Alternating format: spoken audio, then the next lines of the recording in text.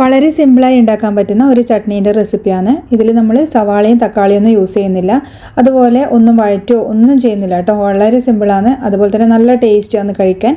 അപ്പോൾ നമ്മൾ ഇഡ്ഡലിയും ദോശയും ഒക്കെ കഴിച്ചാൽ ഈ ചട്നിക്ക് വേണ്ടി നമ്മൾ വീണ്ടും അതൊക്കെ ഉണ്ടാക്കും. അത്രയും രുചിയിലായിട്ട് നമ്മൾ തയ്യാറാക്കുന്നത്. അപ്പോൾ ഇതെങ്ങനെയാണ് ചെയ്യുന്നത് നോക്കാം.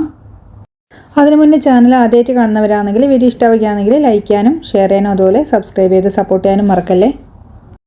ആദ്യം നമുക്ക് ഒരു ബൗളിലേക്ക് ഒരു 5-10 ചെറിയ ഉള്ളി ഒന്ന് തൊലിയൊക്കെ കളഞ്ഞിട്ട് ക്ലീൻ ചെയ്തതിന് ശേഷം ചെറുതായിട്ടൊന്ന് അരിഞ്ഞിട്ട് ചേർത്ത് കൊടുക്കാം. അതുപോലെ തന്നെ എരിവിന് ആവശ്യമുള്ള പച്ചമുളക് ചേർക്കുന്നുണ്ട്. അപ്പോൾ ഞാനിവിടെ 2 പച്ചമുളകാണ് ചേർത്തത്. പിന്നെ അതുപോലെ തന്നെ കുറച്ച് കറിവേപ്പിലയും ചെറുതായിട്ടൊന്ന് കട്ട് ചെയ്തിട്ട് ഇതിലേക്ക് ചേർത്ത് കൊടുക്കുക. അതുപോലെ ആവശ്യത്തിനുള്ള ഉപ്പും കൂടി നമുക്കിതിലേക്കൊന്ന് ചേർത്ത് കൊടുക്കാം. പിന്നെ ചെയ്യുന്നത് കൈ വെച്ചിട്ട് ഇതൊക്കെ നല്ല പോലെ ഒന്ന് ഞെരടി കൊടുക്കണം. അപ്പോൾ ആ ഒരു സവാളയിൽ നിന്ന് നല്ല പോലെ വെള്ളം ഇറങ്ങി വരണം കേട്ടോ. അതുവരെ നല്ല പോലെ ഇതൊന്ന് ഞെരടിയെടുക്കാം. അപ്പോൾ ഇതാ സവാളയിൽ നിന്ന് വെള്ളമൊക്കെ ഇറങ്ങി വന്നിട്ടുണ്ട്. നമുക്കിനി ഇത് സൈഡിലേക്കൊന്ന് മാറ്റി വെക്കാം. ഇനി ഇതിലേക്ക് ആവശ്യത്തിനുള്ള തേങ്ങ ഒന്ന് അരച്ചെടുക്കണം. ഇപ്പോൾ ഞാനിവിടെ ഒരു 1/4 കപ്പ് തേങ്ങ എടുത്തിട്ടുണ്ട്. ഇപ്പോൾ ഇത് ഒരു 2 ആൾക്കൊക്കെ ഉള്ള അളവിലാണ് ഇത് തയ്യാറാക്കുന്നത്. ഇനി ഇതിലേക്ക് നമുക്ക് കാശ്മീരി മുളക് ചേർത്ത് കൊടുക്കാം. അതുപോലെ തന്നെ ഒരു ചെറിയ കഷ്ണം പുളി ഒന്ന് വെള്ളത്തിൽ കുതിർത്ത് വെച്ചാണ് ചേർക്കുന്നത്. അപ്പോൾ കാശ്മീരി മുളക് ചേർത്ത് കൊടുത്തു കഴിഞ്ഞാൽ ചട്നി ഉണ്ടാക്കുമ്പോൾ നല്ലൊരു കളർ ഉണ്ടാകും. ഞാനിവിടെ 1 മാത്രമേ എടുത്തിട്ടുള്ളൂ, കാരണം നമ്മൾ പച്ചമുളക് എടുത്തതല്ലേ, അപ്പോൾ അതുകൊണ്ട് 1 എടുത്തിട്ടുള്ളൂ. ഇനിയിപ്പോൾ സാധാരണ മുളകാണെങ്കിൽ അതിൻ്റെ ഒരു കഷ്ണം എടുത്താൽ മതിയേ. പിന്നെ പുളിയും അതുപോലെ ഒരുപാടൊന്നും കൂടി പോകരുത്. ഇനി ആവശ്യത്തിനുള്ള വെള്ളവും ചേർത്തിട്ട് നമുക്കിത് നല്ല പോലെ ഒന്ന് അരച്ചെടുത്ത് കൊണ്ടുവരാം. നല്ല പേസ്റ്റ് പോലെ വേണം കേട്ടോ നമ്മളിത് അരച്ചെടുക്കാൻ.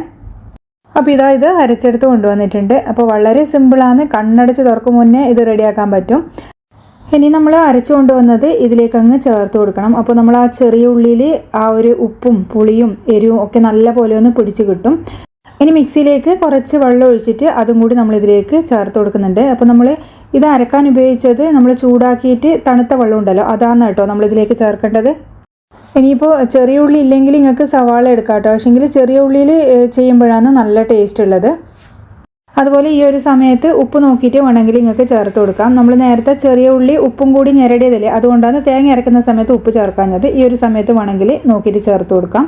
അപ്പോൾ നല്ല ടേസ്റ്റി ആയിട്ടുള്ളൊരു ചട്നിയാണ്. വളരെ സിമ്പിളായിട്ട് നമുക്കിത് ഉണ്ടാക്കിയെടുക്കാൻ പറ്റും. രാവിലെയൊക്കെ വളരെ പെട്ടെന്ന് നമുക്ക് തയ്യാറാക്കി എടുക്കാം. അതുപോലെ ഈ ഒരു ചട്നി കഴിക്കുന്ന സമയത്ത് ആ ഒരു ചെറിയ ഉള്ളിയും പച്ചമുളകും കറിവേപ്പിലയും ഒക്കെ കടിക്കുമ്പോൾ ഒരു പ്രത്യേക ടേസ്റ്റാണ്. ഇനി നമുക്ക് ലാസ്റ്റ് ഇതിലേക്കൊന്ന് വറുത്തിടണം. ഞാൻ വെളിച്ചെണ്ണയ്ക്ക് പകരം എള്ളെണ്ണ ആട്ടോ എടുത്തത്. അപ്പോൾ ചട്നിയൊക്കെ ഉണ്ടാക്കുമ്പോൾ എള്ളെണ്ണ എടുക്കുമ്പോൾ ഒരു പ്രത്യേക ടേസ്റ്റാണ്. കടുകും കറിവേപ്പിലയും വറ്റൽമുളകും എടുത്തത്. പിന്നെ ഫ്ലെയിം ഓഫാക്കിയതിന് ശേഷം ഞാൻ അതിലേക്ക് ഒരു 1/2 ടീസ്പൂൺ മുളക് പൊടിയും ചേർത്തിട്ട് നല്ലൊരു കളർ കിട്ടാൻ വേണ്ടിയിട്ട് ഇതിലേക്കൊന്ന് ചേർത്ത് ഒഴിക്കുന്നുണ്ട്.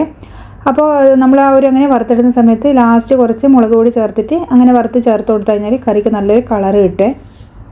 അപ്പോൾ ഇത്രയേ ഉള്ളൂ. തീർച്ചയായിട്ടും ഒന്ന് ട്രൈ ചെയ്ത് നോക്കണേ. നല്ല ടേസ്റ്റി ആയിട്ടുള്ളൊരു ചട്നീൻ്റെ റെസിപ്പിയാണ്. അപ്പോൾ രാവിലെയൊക്കെ വളരെ പെട്ടെന്ന് ഉണ്ടാക്കാൻ പറ്റും. അപ്പോൾ ട്രൈ ചെയ്തിട്ട് ഫീഡ്ബാക്ക് പറയാൻ മറക്കരുത്. അടുത്ത വീഡിയോയിൽ വീണ്ടും നല്ലൊരു റെസിപ്പി ആയിട്ട് കാണാം. താങ്ക്